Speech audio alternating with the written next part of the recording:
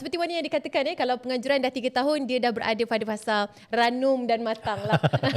Kita boleh katakan yang berada pada fasa yang selesa dengan templatenya, dengan cara untuk kita olahkan. Dan pastinya untuk kali ini kita nakkan sedikit kelainan dan juga tema yang diangkat pada Festival TV PSS kali ini. Mungkin Cik Mokhtar nak kongsikan juga?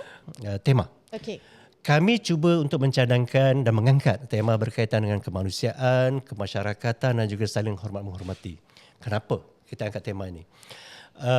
Kita sedia maklum dan kita sedar dalam kita nak mengejar pembangunan dan penggunaan teknologi, pendigitalan pendidikan, tetapi ada sisi-sisi kemanusiaan itu yang kita tak boleh tinggalkan. Bila kita bercakap mengenai teknologi ini, kita bercakap dengan peralatan, dengan peranti yang sebagai contohlah, kalau kita bercakap dengan teknologi, now orang tengah bercakap dengan AI. Kalau kita nak bercakap dengan AI saja seolah-olah macam dunia ni kita tak perlukan apa-apa lagi dah. Murid mungkin dah tak perlukan cikgu lagi dah sebab semuanya boleh di AI kan. Tetapi inilah yang kita nak angkat semula ni supaya anak-anak kita, adik-adik ni kita sedar bahawa teknologi bukanlah semua yang kita perlukan dalam hidup. Sisi-sisi lain berkaitan dengan sifat insaniah itu sendiri perlu ada. Kemanusiaan, saling menghormati dan kemasyarakatan.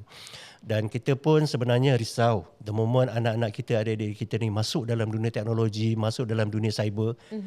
The sky is not even the limit lagi dah. Betul. Mereka boleh pergi sejauh yang mereka nak pergi. Dan itu yang cuba kita kepung-kepung dengan tema yang sebeginilah. Pantau berkaitan dengan kemasyarakatan. Saya ulang ni banyak kali ni supaya jelas kepada cikgu-cikgu dan juga anak-anak kita.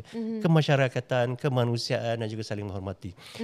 Betul, bila kita bercakap dengan teknologi, kita menggunakan teknologi ni, kita menggunakan peralatan. Tetapi dalam masa yang sama, jangan lupa kita ada kawan yang kita perlu santuni. Kita perlu keluar daripada rumah untuk berjumpa dengan rakan-rakan. Kita perlu berinteraksi dengan manusia supaya nanti sifat, nilai-nilai monis seorang manusia, emosi itu masih boleh dibentuk untuk menjadikan seorang manusia yang lebih lengkap.